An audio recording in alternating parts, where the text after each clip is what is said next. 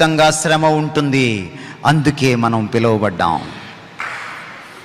ఒక మాట చెప్పనా మీకు, ముందుగానే ఎక్స్పెక్ట్ చేస్తే డిసప్పాయింట్మెంట్ ఉండదు. శ్రమ వస్తుందని మీకు తెలుసు అనుకోండి, వచ్చినప్పుడు పెద్ద ఫీల్ అవ్వరు మీరు.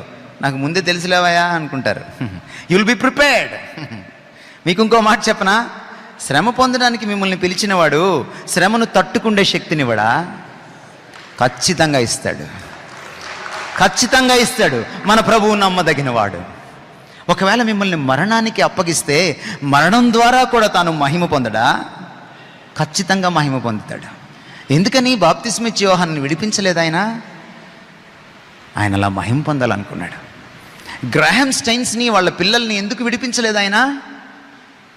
మీకు ఒక విషయం చెప్పనా, ఒక గ్రాహం స్టైన్స్ ఉన్నాడని ఒక వ్యక్తి 21వ శతాబ్దంలో కూడా క్రీస్తు కోసం హతసాక్షి కాగలడని ఆయన చచ్చిపోయేదాకా భారతదేశానికి తెలియదు.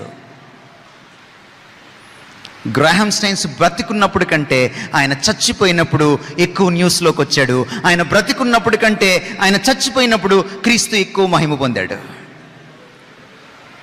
కొంతమందిని ఆయన తప్పించి మహిమ పొందుతాడు, కొంతమంది ఆయన మరణానికి అప్పగించి మహిమ పొందుతాడు.